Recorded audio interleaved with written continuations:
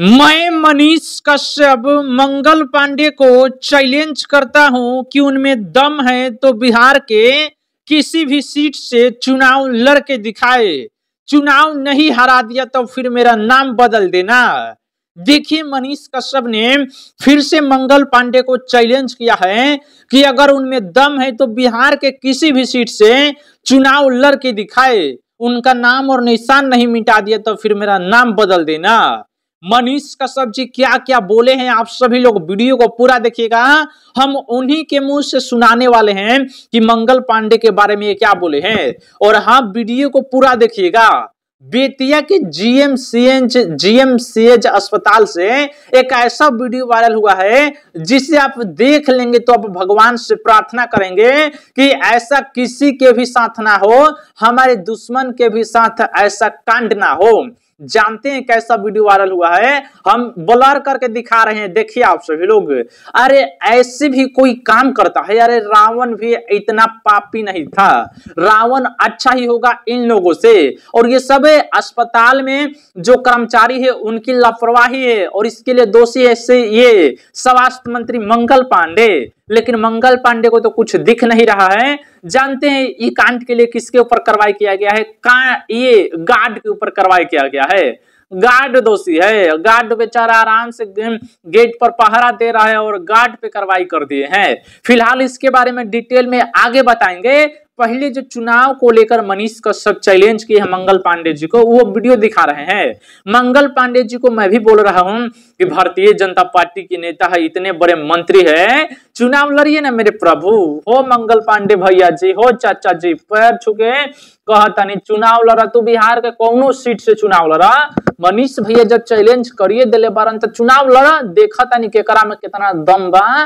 Ticket वगैरह पे थोड़ा सा चर्चा कर लेते हैं, क्योंकि लगातार आपके पार्टी के सोशल मीडिया अकाउंट से पोस्ट किया जा रहा है कि टिकट का लगभग में अंतिम चरण में है, तैयारी लगभग फिक्स हो गया है। आपको भी कोई ऐसा सूचना मिला है कि आपका टिकट फिक्स हुआ कि नहीं? देखिए, मैं उस कमेटी में नहीं हूँ। वो कमेटी के जो सीनियर बड़े नेता हैं वो अपना डिसाइड कर रहे हैं, वो अपना काम कर रहे हैं और वो लोग अपने हिसाब से काम तो मिलता ही होगा कि क्षेत्र में जाइए या फिर पूरे बिहार में लगे रहिए। देखिए, मैं अपने क्षेत्र में लगा हूँ, चनपटिया में लगा हूँ और मैं लगातार लगा हूँ और मैं लगा रहूंगा। लेकिन मैं एक ही बात मैं कहना चाहता हूँ, सिर्फ 60 दिन पहले मंगल पांडे को हिम्मत है, 60 दिन पहले बता दे कि वो कहाँ से चुनाव लड़ेंगे। आप लड़ जाइए, हम लड़ जाएंगे। लेकिन 60 डेज मैं लॉजिकली कह रहा हूँ, क्योंकि मान लीजिए कि मैं अगर उनके खिलाफ चुनाव लड़ूंगा तो मुझे बहुत सारी चीजों की तैयारी करनी पड़ेगी, डॉक्यूमेंट्स और भी बहुत सारी चीजें होती, तो मुझे समय मिलना चाहिए।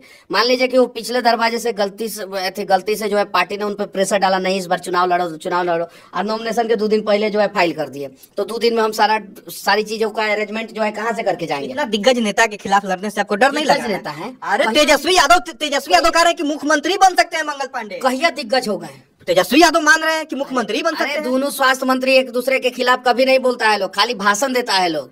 इसीलिए जो है दोनों एक दूसरे को सपोर्ट करता है लोग। अच्छा। तेजस्वी यादव के द्वारा नियुक्त जो है स्वास्थ्य विभाग में किसी देखिए, दोनों स्वास्थ्य मंत्री एक है। मनीष भैया भी बोले कि जब दोनों एक है, आपस में बातचीत करके फरिया लेता है सब है।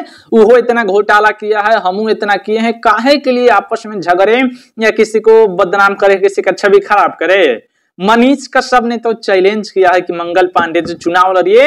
और हाँ, पहले बता दीजिएगा, चुनाव के वोटिंग के 2 दिन पहले जाके नॉमिनेशन कर दीजिएगा तो नहीं चलेगा। मनीष कश्यप के डर से नॉमिनेशन, ये वोटिंग से 2 दिन पहले नॉमिनेशन मत करिएगा, 2 महीना पहले बताइए। मनीष कश्यप आपका पूरा काला चिट्ठा दिखाएंगे कि इन्होंने कितना करप्शन किया है। और शायद अभी तक आप सभी को नहीं मालूम होगा कि इन्होंने 800 करोड़ का घोटाला किया है। 800 करोड़ का घोटाला किया है। मंगल पांडे पे आरोप नहीं, पुष्टि हो चुका है। जानते हैं 1000 एम्बुलेंस बिहार में खरीदा गया है। एक ही कंपनी से, शायद टाटा मोटर्स से खरीदा गया है। एम्बुलेंस का दाम 18 लाख रुपया है, 15 लाख रुपया, लेकिन बिहार सरकार बोली है कि 28 लाख रुपया में खरीदे हैं। अभी ही उत्तर प्रदेश में 2500 एम्बुलेंस खरीदा गया है, 12 से 15 लाख के बीच में खरीदा गया है। और एक हमारी सरकार है, जैसे अमेरिका है बिहार, वैसे एम्बुलेंस का दाम 28 लाख रुपया। अरे हिंदुस्तान ना ही है। मानते हैं कि जीएसटी ज्यादा वही सरकार का है तो जीएसटी का है, चलिए दीजिए, लगता ही है। लेकिन वही उत्तर प्रदेश में जब 12 से 15 लाख का एम्बुलेंस हो जा रहा है तो बिहार में 28 लाख रुपया का होगा। सीधा डबल लीजिएगा। नेताओं ने घोटाला किया है, लगभग 800 करोड़ का इन लोगों ने घोटाला किया, ऐसा बताया जा रहा है। देखिए बहुत अच्छा कर रहे हैं, जनता जब सवाल नहीं कर रही तो क्या होगा, ऐसे घोटाला तो करते रहेंगे।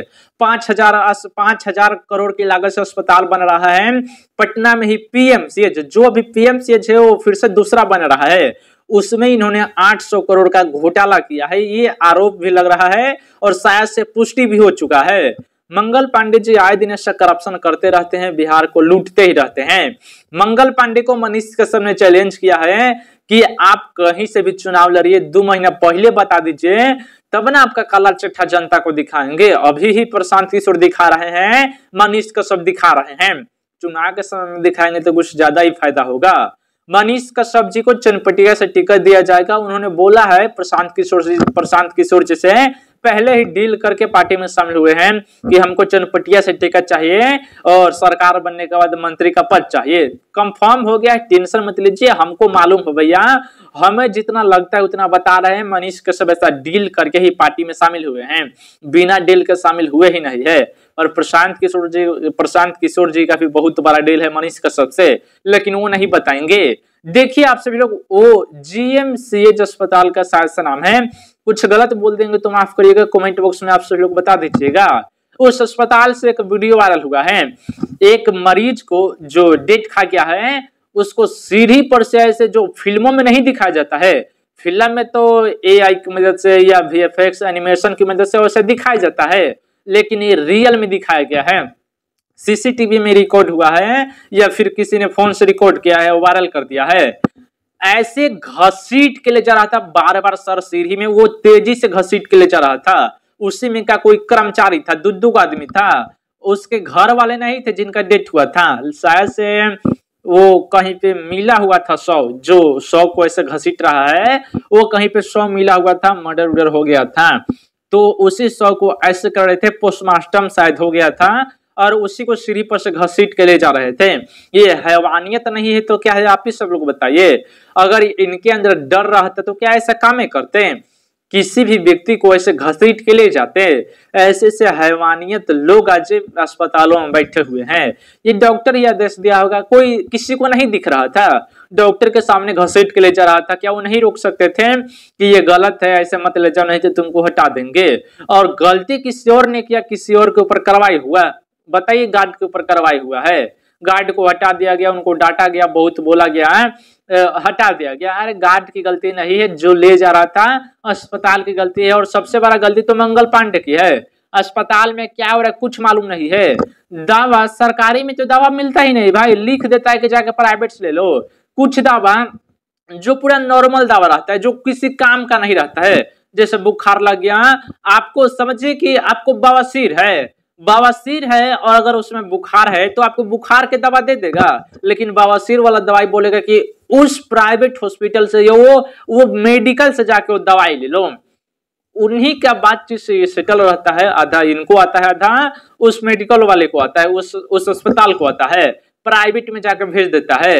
ये देश में जितने भी सरकारी बड़े बड़े अस्पताल है उसी में दवा मिलता है, लेकिन पटना के पीएमसीएच, जीएमसीएच, बेतिया का या कहीं के भी बिहार में का अस्पताल देख लीजिए, सभी जगह खाली लिख देता है, दवा नहीं देता है, जाके दूसरे जगह से लेना पड़ता है। और स्वास्थ्य मंत्री सिर्फ देखता है, कुछ करता नहीं है। अपनी राय बताइएगा कमेंट बॉक्स में, चैनल पे नए होंगे सब्सक्राइब करिएगा। जय हिंद, वंदे मातरम।